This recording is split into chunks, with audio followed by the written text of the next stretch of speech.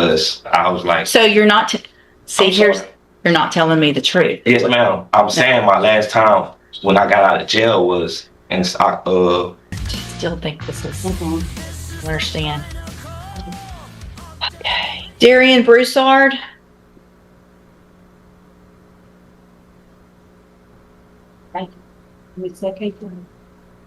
Good morning, you're Darien Brousard.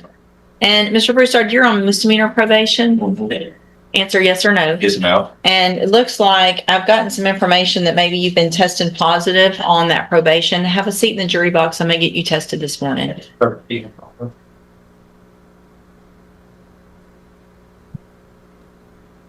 Corbin Rayleigh. 12 seconds later. Hold on a second. It's right now.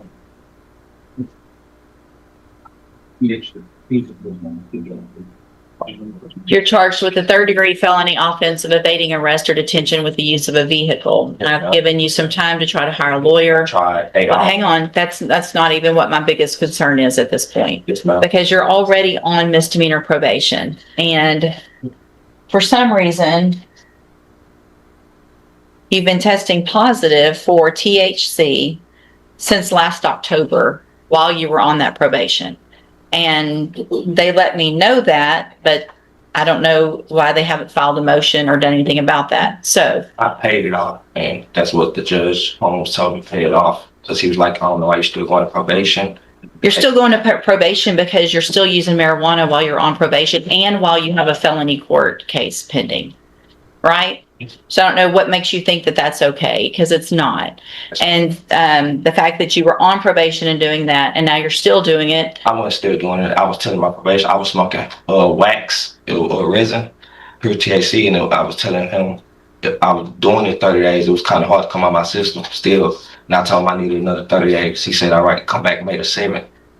Because he was like, it was going out the system, but I don't know. But you've been doing it the whole time, right? Yeah, I was doing it the whole time. Then when I got out, I stopped, and it was still in. I got out, I went to jail. You got out. What'd you go to jail for? This? Yes, and I got out like 3 days after that. So you're telling me you haven't used since you've been to jail in this case? And the only reason it's still in my system because I smoke wax in the bone, like liquid THC. Okay. And I explained that to my probation officer. He explained it to the superintendent. She was like, it'd probably take 120 days or so because it's pure THC.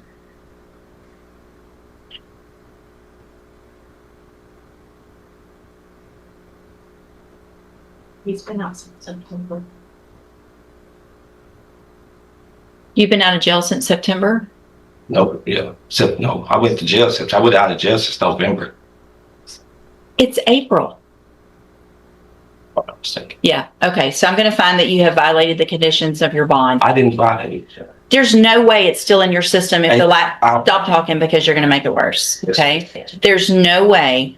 I don't care what you're smoking out of whatever you're smoking it out of. Hang on.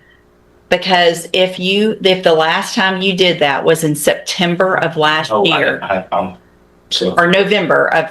No, it was January.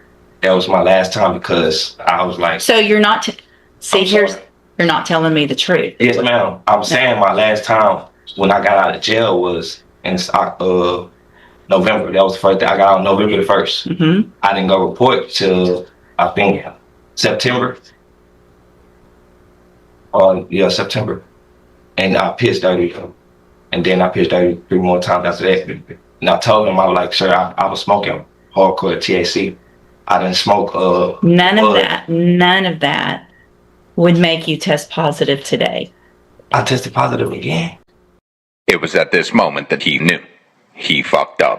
Why do you think we're having this conversation? Yes, you tested positive. Keep testing positive. Well, because you keep using. Come on now. Here's what we're going to do. I'm going to make sure that you're not using at least for some amount of time. I'm not using Miss West. I'm going to raise your bond for violating your bond conditions.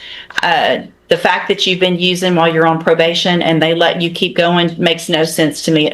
Hold on. Makes no sense to me at all. I'm going to raise your bond in your case for violating the condition of your bond. Hold on a second. To $50,000. Condition of that bond, if you make it, is that you will be required to have a drug patch on at all times. Told him that from the first time. I told him that. I said, I need a drug patch. I'm serious, Miss Willis. Okay, well, now you're going to get one. So if a drug patch is what's going to make you stop using, that doesn't make any sense either. No, I've been stopped. That's what I'm saying. Okay. I don't believe you. So I'm going to make sure of that because it doesn't make sense what you're telling me on the dates. So again, you have to have a drug patch on within 24 hours of your release if you make that bond. I'm not. And so if you don't make the bond, you're going to get a court-appointed attorney.